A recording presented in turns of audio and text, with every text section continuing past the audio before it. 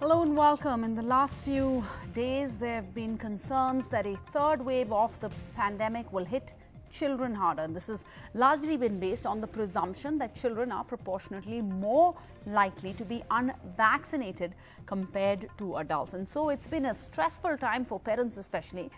But now, according to the latest guidelines from the Indian Academy of Pediatrics, that is a 32,000 strong member association of pediatrics in India, children, they say now, according to their latest findings, that children are at limited risk of severe COVID-19, though they will continue to be susceptible to the infection and they will continue to be transmitters as well. So, will children be susceptible to a severe COVID infection? Do we actually need to worry about vaccinating them? Are they vulnerable to severe infections? Should we be diverting our efforts towards vaccinating and protecting them? What about mutant strains? Really, is that no longer a concern? So many questions. Let's get down to it straight away. We know our viewers are also sending in their questions, and I can see tweets that have come out for this show. But I have first Dr. G.V. Basavaraja. He is the Secretary General of the Indian Academy of Pediatrics. We'll also have Dr. V. Ravi, the head of the Department of Neurovirology of NIMHANS, a member of the International Advisory Board of the Sputnik vaccine and an advisor to the COVID-19 task force, joining us from Karnataka. But first to you, Dr. G.V. Basavaraja. The Academy now coming out really, and this statement could not have had a better timing. Really, parents have been on tenterhooks. Now your new latest statement from the Academy saying that children are at limited risk for severe COVID-19. There's been so much back and forth on this subject, Doctor. Why are you saying this now? What led you to come out with this statement? What led the Academy to come out with this statement? What has pushed you? What are the factors, the science, the math behind this that makes you so confident to put out this statement? Okay, thank you. First of all, let me congratulate NDTV for inviting me to this show. See, there was a lot of panic among the parents, across the India, where we used to get a lot of calls. Third wave is going to be the reality. Is my child is going to survive? What should I do? This was the panicky was there across India. Then the Indian Academy of Pediatrics is constituted in a committee, which is experts of an infectious disease, intensivist, and all the pediatricians across India, topmost things. We dwelled upon these issues. We looked into the literature. Is there any possibility of a third wave? Answer is, when you look at any pandemic you take in the past, from 1918, where the Spanish was there, after that dengue, then the H1N1 in 2009. So we all come across with a lot of pandemic.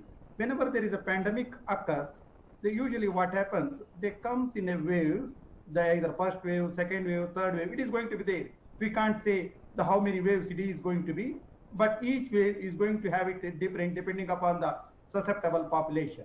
What I'm going to say here is, yes, third wave is imminent. We can't say it is no. It all depends upon the susceptible population. When you look at the susceptible population, it is in a pediatric age group where less than 8 years it is not vaccinated, and also the between 18 to 45 where the vaccination drive is started now, it will take up. So definitely the pediatric population is going to be affected.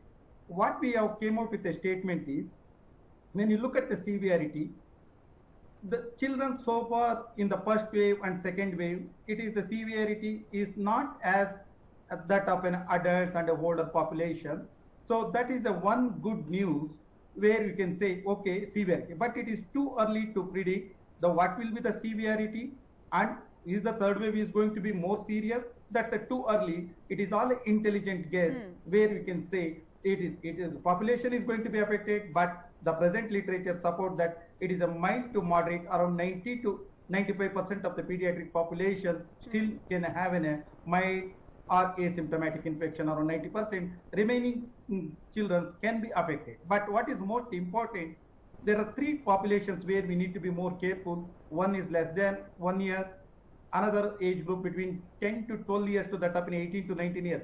That's what we call it as an adolescent population.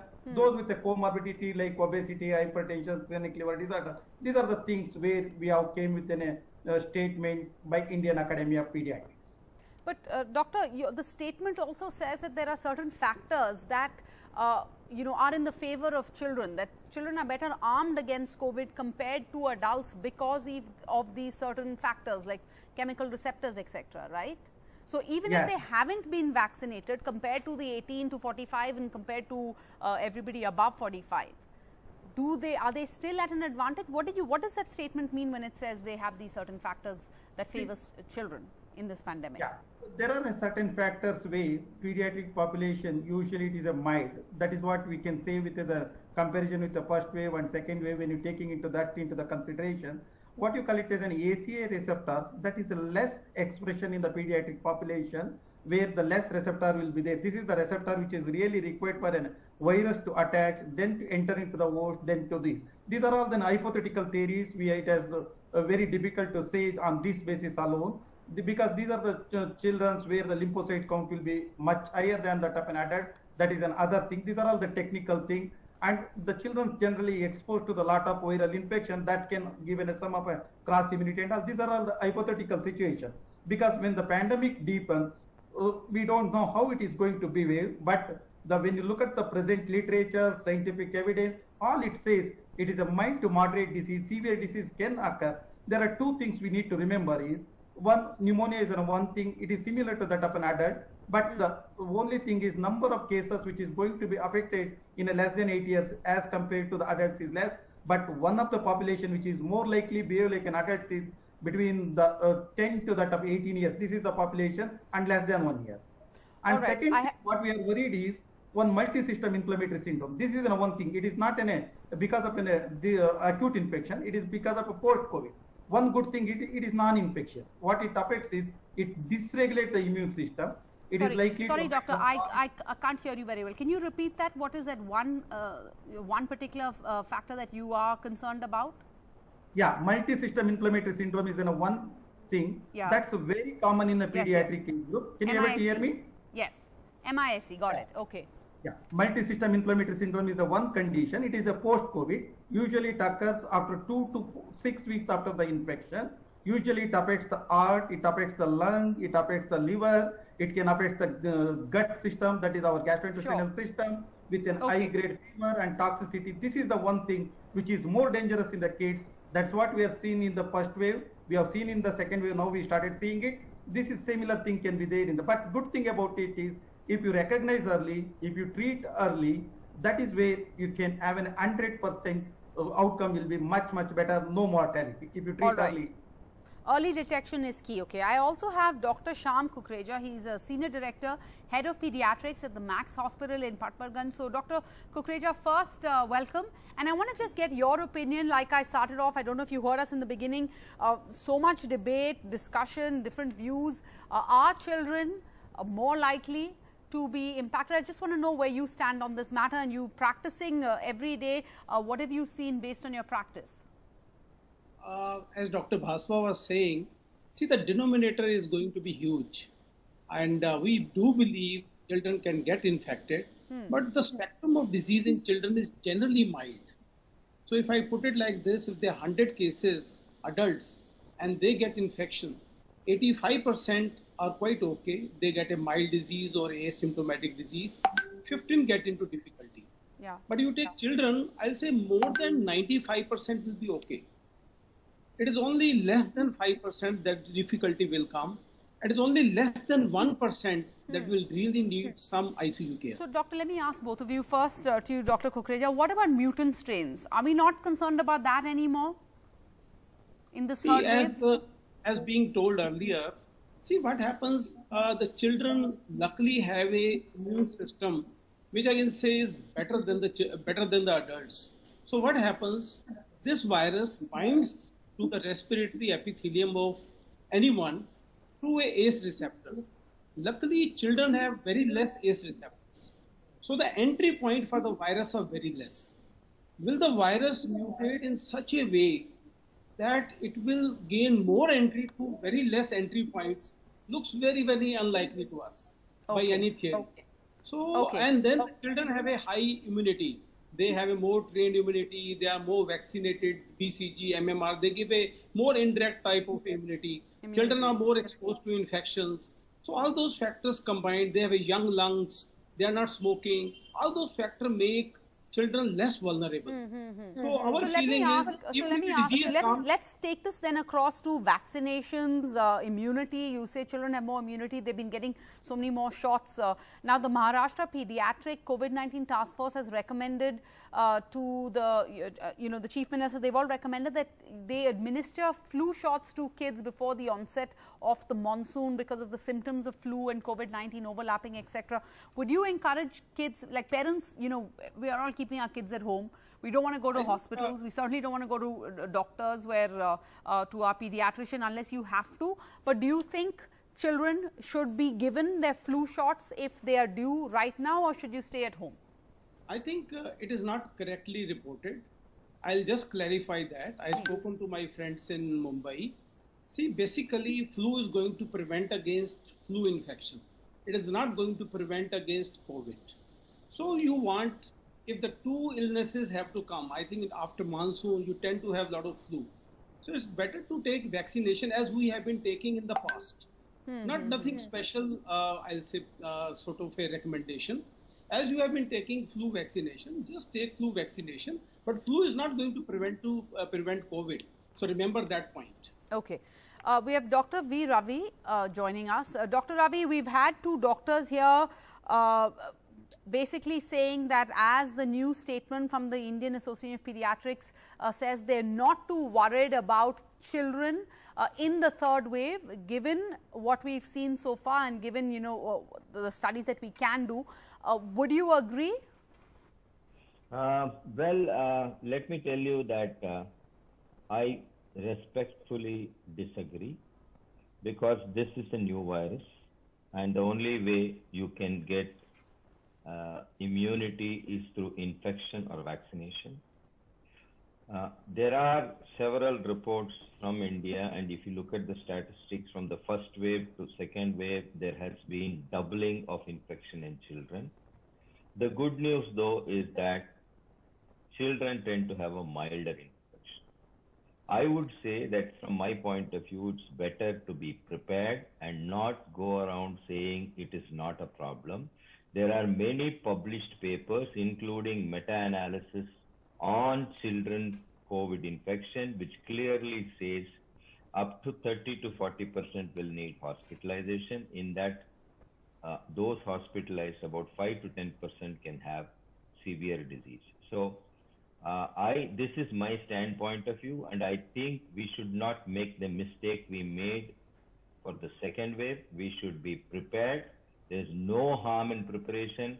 Our children deserve better hospital infrastructure. So I think I would stay with my position that we have to be prepared for a surge in children, because vaccination in children is still far away. Yeah. So, doctor, you say that children are more susceptible because you can either get the virus or you can get the vaccine. And as you point out, the vaccines are yet very far away. So, given that situation, what would you advise? We had the Maharashtra Chief Minister reacting with family physicians, around 6,000 of them, and they urged him to make sure, the government puts out information that you shouldn't use medicine, or you should use medicines judiciously while treating children. Why is that important right now? I have a caller who's tweeted, actually, let me just pull up this tweet.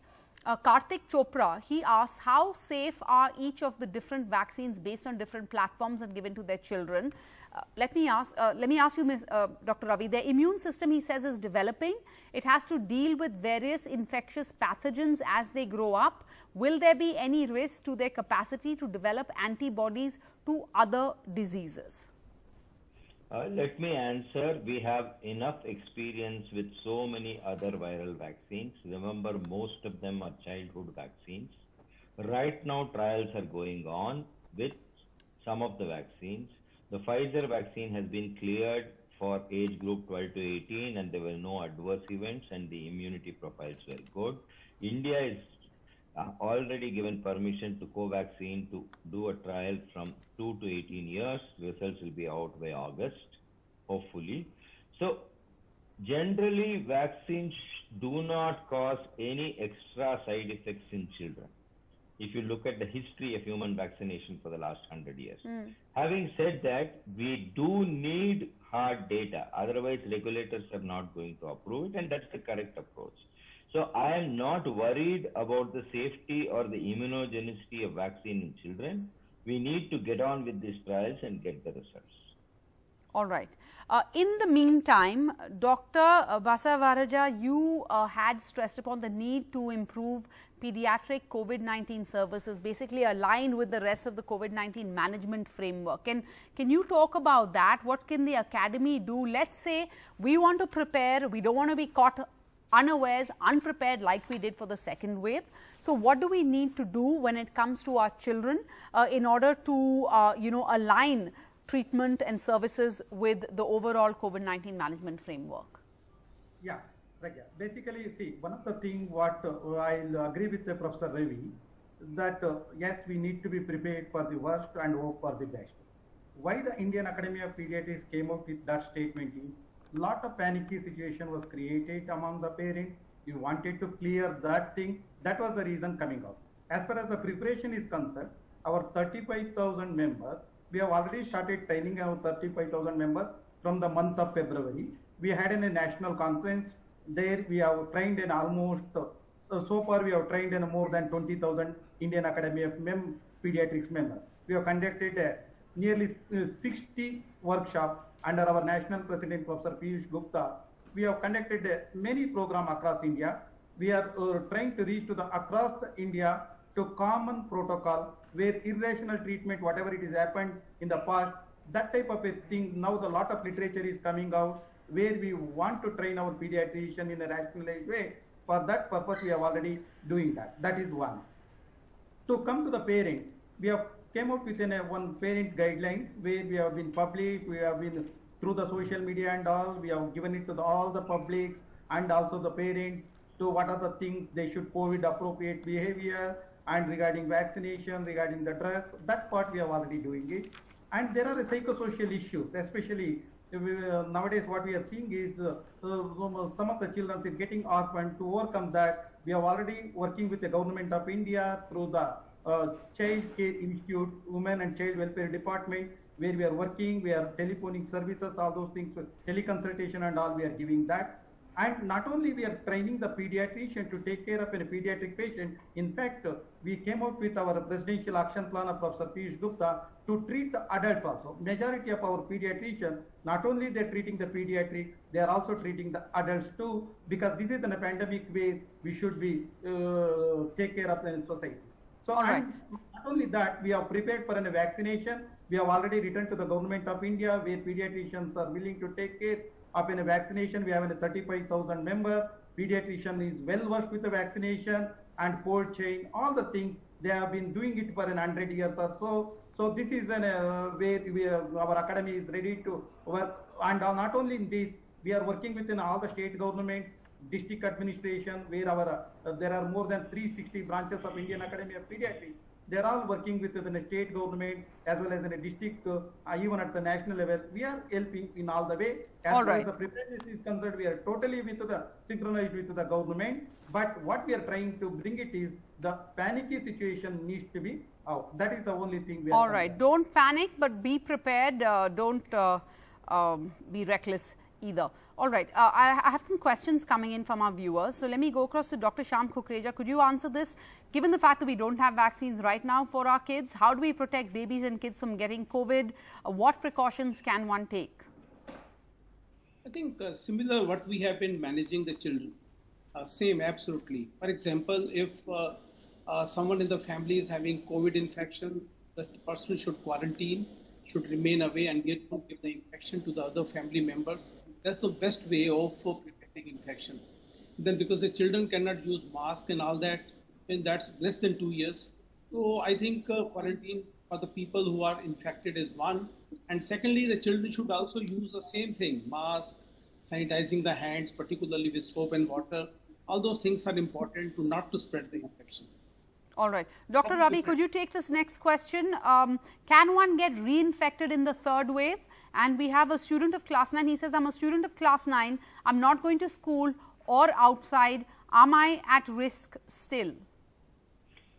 If the student is not going outside, the risk is minimal. I would not say there is no risk. Remember, virus is carried into homes by people who go outside. And no human being can be isolated completely away from the outside world. So there is an element of risk. Crowds, indoor spaces where there is crowds, not wearing mask is the highest risk. And second thing I want to tell Dr. Baswaraj that I respect Indian Academy of Pediatrics, but what one cannot predict is how mutants are going to emerge. Are we going to get a mutant that will infect children? I do not know. So I think it's always better to be prepared, give the truth without creating panic to public and tell them that masking, social distancing, avoiding crowds is very important. And also the time now to debate on what kind of schooling we are going to have. Many countries in the Europe and in the East, when they opened up schools, there were super spreading events. Yes. So I think there are many things to be discussed rather than dismiss it as saying that it's not a problem for children. I don't think that's the right approach. So prepare all around and learn from the experiences of other countries around us. Schools have reopened. We can expect schools, if these cases go down, the second wave is already starting to tip over. If schools reopen, will we also see similar cases? Dr. Ravi, quickly, if you can also respond to that, can one get reinfected in the third wave? Because we're hearing so much of people who've gotten COVID last year and have gotten it again. The answer is yes, but is everyone going to get reinfected? The answer is no. What is the proportion of people that are getting reinfected? In the first wave, during the first wave, it was less than 3%. During the second wave, it's variable between 5 to 10% of people are getting reinfected. The reinfection chances will depend on A, COVID appropriate behavior, B, avoiding crowds, and C, emergence of new mutants which can cause reinfection. Okay. Dr. Kukreja, you wanted to add something? I'm going to go across to you and then a last question. Even if there have been some degree of spread among the schools, but so far this virus has not behaved like influenza virus. Influenza virus, the children are the main drivers of infection in the community. So far, whatever data we have, it has been the community which has given more infection to the children, and then the infection has gone to spread among the children. So it is other way around. So far, the data is the children are not the main drivers of this infection, so far. Okay. I want to touch upon one factor. When we talk about pediatrics infrastructure in India, what about rural India? Dr. G.V. Basavaraja, what is the academy doing about that issue? We talk so much about children and children being first thought to be super spreaders, now expected to be most infected, but we're all talking about urban India. Children who have access to pediatricians who are on the academy, all those members. What about rural India? What do we need to do about children living in rural India? See, infrastructure in India, which is related to the pediatrics and children's, is very poor. That I totally accept it. Whether you take it in a public sector, whether you take it in a private sector, it is not well established. This is the time where we can put a lot of effort for the next 2 to 3 months to create a good infrastructure, even at the taluka level, at the district level. This is what Indian Academy of Pediatrics intended to work closely with the state government and also our association members. We have already interacted with them to prepare themselves for the better thing. That's what it is happening already, but it needs to be taken in a very, very speedy manner. That is where we can work all together. We have to prepare. Infrastructure is very poor. This is the time to increase our infrastructure.